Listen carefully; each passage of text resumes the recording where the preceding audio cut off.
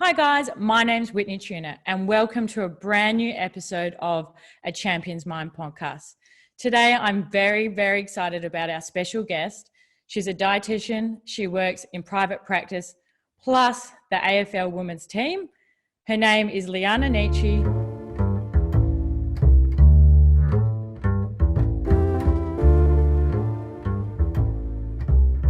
We are so happy to have you here. How are you going today? Thanks for having me. I'm really excited to be talking about this. I think it's I'm really happy that you're taking an interest in sports nutrition as well. So really happy to be here. Thank you. So obviously I gave you a brief intro, but give us a bit of background. How did you get into this industry? When did you know that this was your calling?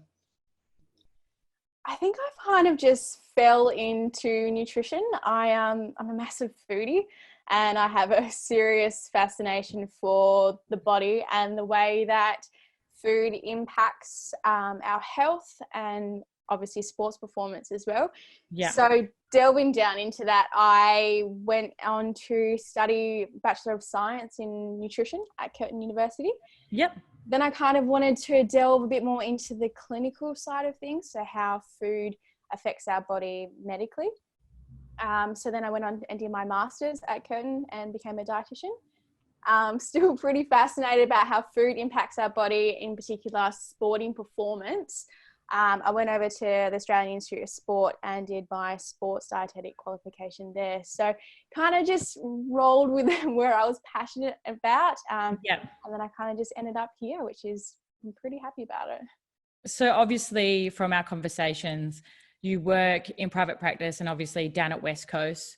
Let's start with the private practice. So what type of clients are you seeing on a day-to-day basis?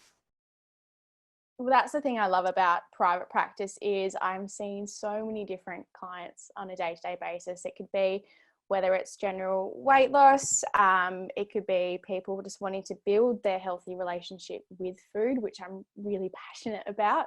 It could be people wanting to medical conditions like diabetes and heart disease.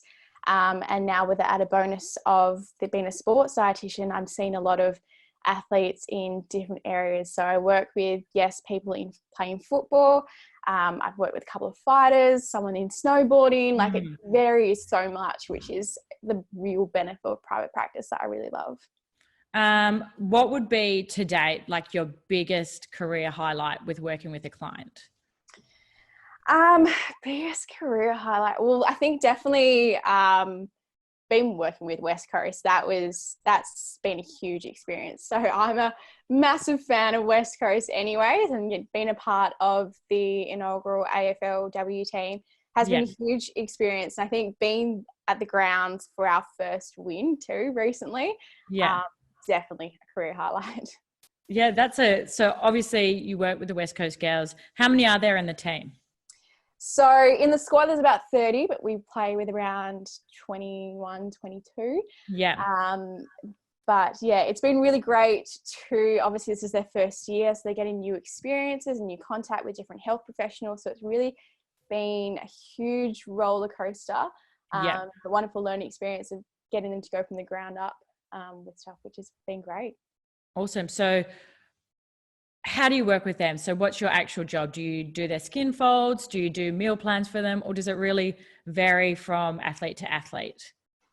It does vary from athlete to athlete, but generally speaking, a lot of the work I do is in pre-season. So I meet with each of the players individually, assess where they're at, what their goals are. Then, we do work on a nutrition plan to help get them there. I do take a baseline skin fold. Now, what I do with my women compared to what I do with my male footballers is very different in that sense. I don't put a lot of focus on skin folds with the women because I want their eating behaviour and performance to be a better indicator rather than just their fat percentage. So we do talk about that.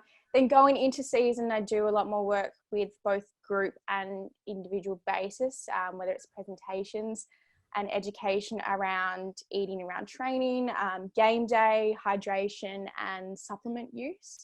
I don't tend to go too much into supplement use but I am in charge of monitoring and regulating that use.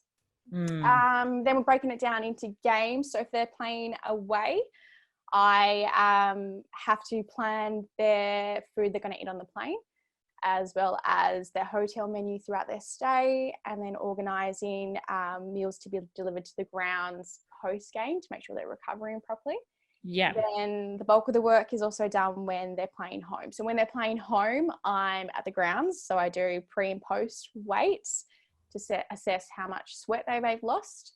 Wow, that's really cool. Yeah. If I'm worried about a certain amount of sweat loss with some players, or if there's issues with cramping, I do some USG testing of the player's urine. So I get some urine samples and test that just to check their hydration status before they play. Then throughout the game, I work with the trainers, making sure the players are getting enough hydration and fueling on quarter breaks and half time, and then setting up the recovery bar for post game too. So it does take up a bit of time, and there's so many different areas to look at, but it's all really important and impacts their performance greatly. So happy to be a part of it. So obviously before I personally got into competing, I was that girl that had done every fad diet, you know, like the Herbalife shakes, this, you know, the soup diets. And it was really about like cutting food groups out, just starving myself to binge on the weekend. Mm. And then I got into Muay Thai, and it was like, well, what do I eat? There's so much information out there. It was really overwhelming. How do you even start with a client? So obviously someone like me, I've tried everything. Where do you even establish a starting point? Yeah, great. That's what you're saying is exactly something I would hear so often. And one of the big things is it can be so overwhelming. There's so much information out there. Yeah. And it's just coming to a credible source, which is the first step. So seeking out professional help, we know who's actually got the backing.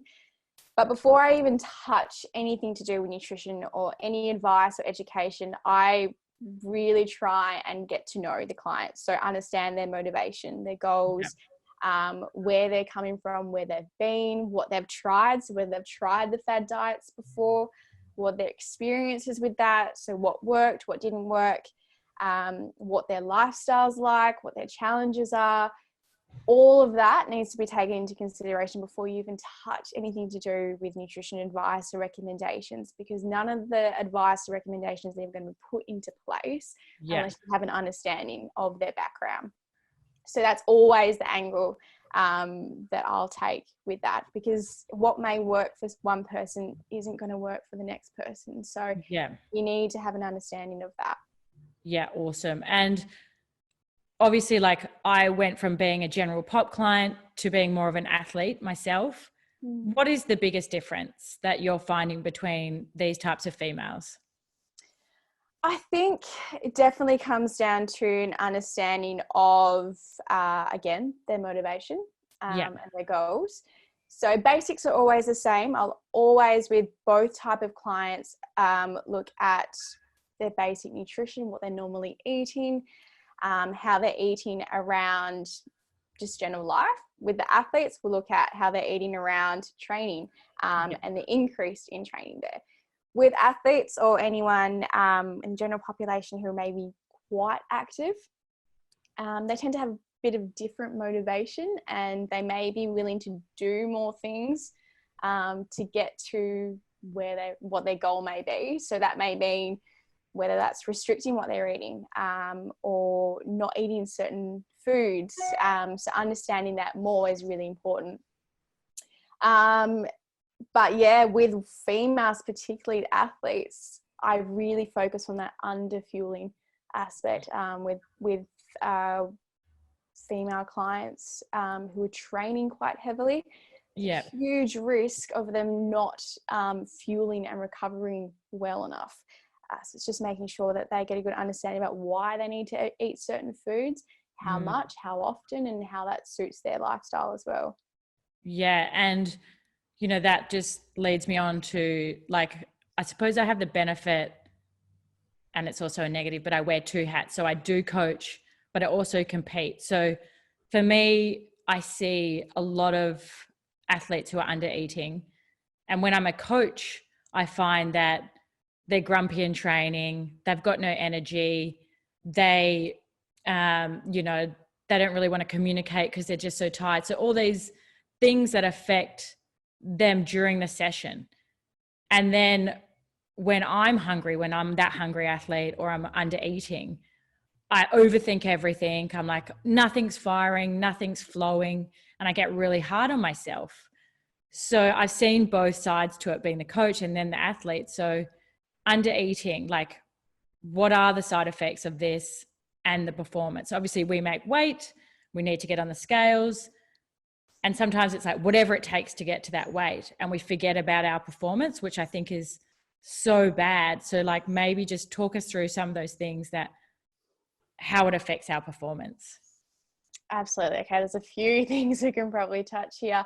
And this is why, again, the emphasis is always understanding, as a coach too, understanding what their motivation is, what their goals are, because you're right, especially in weight category sports, you're willing to do anything and everything to get there. So it's understanding why they're wanting to, where their motivation is coming from. Then understanding the impact that underfueling our bodies can have and how that affects performance. So with poor nutrition, fueling, it can lead to poor performance. You can lead to early fatigue, reduced mental and physical capacity. So you may not have that push that you need to get there, as well as the skill level can go down. So what you need to compete, like your agility, quick decision making, they can all go out the window, purely just because you're restricting in certain areas or you're underfueling your body. So when it comes to weight category sports, you do have, it creates a pretty good challenge, I'd say, both like physiologically and psychologically, hugely. So the first thing I always tackle with weight category sports is first identifying whether it's even physically possible for your body to make that weight category. Because for genetic reasons, it may not get there. And then you're doing all these drastic measures to get there, and at what cost? And it could be a great cost. So always seeking professional advice about, like, for example, to a sports dietitian like myself, that can help you identify whether that's even going to be possible. Yeah. The second thing you want to look at is you want to aim to make sure that you're not too far away from your fight weight between the fights. So that can reduce some of those underfueling risks too, because if you are further away from your fight weight, you're more likely to do more drastic measures like underfueling your body, which can then severely impact your own health as well as your performance, because there is more of a focus of just getting there to the weight rather than seeing how that can really affect your performance as well. And like I said, with the underfueling, you can really lead to that decreased physical performance, so early fatigue, unable to push yourself that further, skill level drops, purely just by restricting certain things. If you're restricting your calories or carbohydrates is a key one that you tend to want to restrict. There's a lot of issues that can go along with that too. With women specifically, I tend to monitor menstrual cycles quite a bit because that can be a really good indicator whether you're fueling yourself enough. Because that's, again, as you asked about some of the signs, that's one of the signs we look at, because underfueling can lead to that hormonal disruption, which can then impact the menstrual cycles. With that, drastic measures, so whether that is restricting calorie intake or the carb intake, I think you need to remember that, or important to know, that carbohydrates is your body's main fuel source and most efficient fuel source. So it's going to run the best on carbohydrates. And if you are cutting that out, you're then reducing that ability for your body to use the carbohydrates effectively, so able to push yourself further, recover and fuel the way that it needs to. Yeah. If you're more inclined to cut out the carbohydrates, maybe like a few days out from competition, that presents a risk in itself because you've trained the whole time with carbohydrates. Your body's used to using carbohydrates. You then go and cut them out a few days before, then you're asking your body to learn to use a new fuel source to perform at your best. So then there's kind of that kind of risk about whether your body can even do that. So then it's like, well, yeah, okay, you may have got to your weight category, but what it cost to your health and performance. Yeah. So it's kind of an interesting area to work with, and what can work for some people may not work for all. Yes. It just, yeah. And this is, again, why I love hearing what they've tried, what works for them, what doesn't, because yes, we do have the education and the knowledge about what can work, but whether it works for certain people or not is different things. But there's also an understanding that your performance can be greatly improved by just changing something up a little bit, to making sure you are fueling yourself enough so you can still reach your goal, but just making sure that you're doing it right. Yeah, and that's like something super common we see in the gym is like the girls or the guys getting together, what they did and how they got there. But sometimes I get so scared that, okay, it worked for you, it's probably not the best thing to copy because we're all so different. Yeah, absolutely. There's so many other things going on too within your body as well, because it's different things that we monitor physiologically as well, and it differs between men and women, differs amongst women, amongst men. And Yes. it's just varies so much. And obviously that's like the performance side. Like mentally, I know that there's been times where I'm not really close to my fight weight. I might be, a short-term fight. I go, okay, Whitney, you've got to be ready for the ring in 4 weeks, which is not much time. And then the only thing I can do is drop my calories. And what I find mentally is all of a sudden, all I see is food. I go on Facebook and my feed is covered with KFC specials or, foods that I'm really craving. And then everything, my Instagram feed is food. So mentally, all I want is the foods that I can't have. And I think that's, that binge cycle that a lot of athletes go through. They might make weight and then they go blow out and then they need to get back to the weight again. So talk us through that whole binge cycle and how we can actually avoid that. Yeah, so this is what we call the restrict and binge cycle. So this is so common with everyone, not just athletes. That's why I come down to getting the basics right all the time. So with this binge and restrict cycle, the more you set rules and restrictions on yourself, the more we want to break it. That's why we're constantly thinking about it all the time, and it just becomes an obsession. And then when you do eat it, you binge, thinking about it's the forbidden food. And you want to get it all in before it's taken away from you again. The moment you drop those rules and restrictions and understand that there's a place for all foods in our life at different times, even when reaching your goal, the more that that binge tendency tends to drop away, and the associated feelings with like that obsession or that guilt for eating it. And that way you can kind of then establish what we call a food freedom. So it's understand there's a place for all foods in our life without having this forbidden feeling.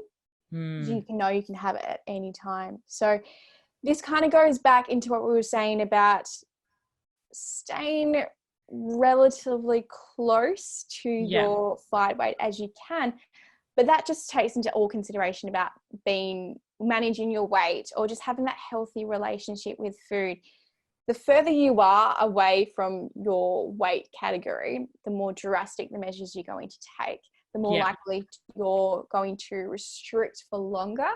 Then when you do eventually post-fight, you have the foods that you've restricted yourself for so long, and then you binge, and then you tend to not stop, and it's pushing you further away from that weight category. So if you establish that healthy balance between allowing those foods into your diet regularly, as well as kind of fueling the way that your body needs to, that some of that binge restriction can drop off. Now, I'm not saying it's going to be a quick fix or it happens suddenly. It is a huge mental push, but freeing up that mental space, that food obsession, can then help with your performance too. Because as you know, with competing, it's a huge mental game. It's huge. You've done all that you can physically, but if your mind's not there on the day, then performance wise, severely impacted. So you don't want food to be one of the things that you're focusing on, where especially in a sport like fighting, quick decision making is a huge thing. Yes. That agility. So your mental capacity, you want to be able to free that up. You don't want that binge and restrict cycle to be a contributor to your performance as well. Yeah. And like, you've obviously mentioned the basics a few times. And I think for me as a coach, so like putting my coach hat back on, all the fighters want to learn the fancy tricks and the fancy drills and anything that spins or Superman punches, but they often oversee the foundations. And I think this is really important for anything you want to succeed in. What are like your basics for nutrition? What's your kind of like general consensus there? Yeah, so here, this is where I normally talk about the benefits of each of the food groups. So I'm very pro keeping all food groups. Yes. I don't like cutting out food groups. I just think they have a benefit. I mean, unless your body isn't able to tolerate certain things, obviously there's an understanding there, and obviously medical conditions, but in general, having an understanding of why we need certain food groups. So making sure we're getting some really good carbs in. So again, your body's main fuel source and most efficient fuel source is carbohydrates. It's also your brain's main fuel source too. So for mental and physical capacity and performance, you need to make sure you're getting some good carbs. So high fiber carbohydrates there. Yeah. It doesn't necessarily have to be rice, pasta, noodles, although being Italian, pasta is usually my go-to. But there are so many other sources of carbohydrates we can get. So legumes, sweet potatoes, quinoa, all of them are really good sources of carbohydrates as well. Then making sure you're getting a good source of lean protein on the plate as well, whether that's vegetarian or non-vegetarian based, and then also half the plate to be vegetables. So the general setup of a plate, you want about 2 open palmfuls of vegetables, about a fistful of carbohydrates, and then a palm size of protein. So that's the general basics there. If you can get a mental checklist going in your mind with every meal, going, okay, so where's my carbs? Where's my protein? Where's my fruit veg coming from? Yeah. And then you build from that. So then you can talk about with sports nutrition, are you getting enough to eat before you train? What are you having to eat after you train? So before you exercise, especially if it's a session for longer than an hour, you want a good carbohydrate source. So again, remembering carbs main fuel source. So whether that is a piece of fruit or some yogurt, or whether it is a muesli bar, whatever quick, easy thing you can kind of get in hand, because if you're coming from work to training or wherever you may be coming from, you want that bit of carbohydrates to push you through your session. Now, after you exercise, you're thinking about how you're going to refuel your body. So how you're going to get that carbs back in, and then how you're going to rebuild your body. So every time you use your muscles, you break them down. You need to make sure you get enough protein back in to rebuild those muscles. Otherwise, your body's going to continue breaking down your muscles to get that protein source. So that could be whether it's your breakfast that you're having or your dinner if it's an afternoon training session, just making sure there's a source of that carbohydrates and protein there as well. So they're the general basics, and then you can then move on to the more specifics, but you can't really do that unless you've got the basics sorted. Yeah, a bit off script, but one question that drives me up the wall is like scales. So I like to measure once a week, and some girls are just so obsessed with it. They go on twice a day, and then they'll go up a kilo or down a kilo, up 5.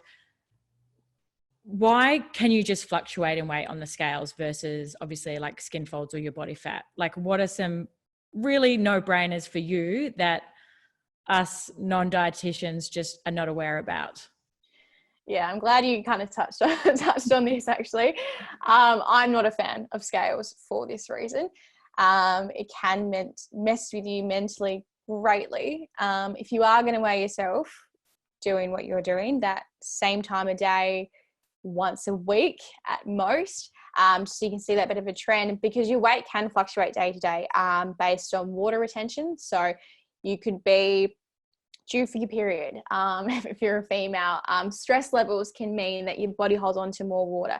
You may have eaten a little bit more the day before compared to the day after. It just varies so much from day to day, and your body will just naturally just fluctuate. If you're weight training, so you're doing a lot of resistance training, your muscle is going to be building up as well, and that's not going to be reflected on the scale the way that you want to. So noticeably, skin fold readings, waist measurements, the way your clothes fit may be going down, but the scales may be maintaining or going up. And then you're kind of thinking, well, what's going on? Why am I not getting the results that I want to? Purely because you're basing it on a number, and there's so many other factors that you need to consider when it comes to weight management. Yeah, that's really, really good. And my last question, which is a little bit more to do with that behavior stuff, is where's your thoughts going towards like people being uneducated versus non-compliant? So generally I find like a lot of clients know what's healthy, but they just can't stick to it. Yeah. So this is why, again, my emphasis is always finding out a lot about the client. So building that really good rapport with the client, because I mean, when it comes to diet, yes, we know what's going to be good for us. We know what foods we should probably stay away from some of the time. But it's how it's going to work in your life and what strategies you have in place to make it doable for you. And where your motivation and readiness to change lies as well. I've had a lot of clients who have been working with me for a while, and I could be saying the same things over and over again, and they could be hitting the same roadblocks all the time. But then there's a light bulb moment about when they are ready to change, and then all the stuff comes into play. So yes, it's an understanding that you do need to go for the credible source of information. And I think with food, there's so much out there because everybody eats food. So everyone has an opinion about food. Everyone knows someone who's lost weight and works for them. And that's when it can be really overwhelming because there's just so much information out there. So definitely recommend going to a credible source, but then also breaking it down and understanding about how ready are you to make a change? What are your strategies in place, or what do you know personally that you struggle with? And then it's working with those and tying them together. And that's what makes it more of a sustainable approach. And it's understanding that you do want a sustainable approach. You don't want any quick fixes because that's not going to last. And that's why we have diets that, you know, you've tried so many diets and all the fad diets because they're just not going to last. So if you're going to do something up in the hard yards, you want it to make it last and have that more of a lifestyle approach rather than the diet aspect. Oh, well, thank you so much for coming on. If any of our guests want to get in contact with you, what would be kind of the best way? We can do it through the socials. I'm Liana Nici _dietitian, and then my email address is through there. And I'd love to have a chat with anyone who needs some extra help. And she has heaps of amazing food recipes and food inspiration on there. I'm always hungry when I'm stalking your page. Thank you so much again, Liana, to have you on our podcast. It's been an absolute pleasure, and I hope you have a lovely day. Thanks so much for having me on, Whit. Thanks, guys.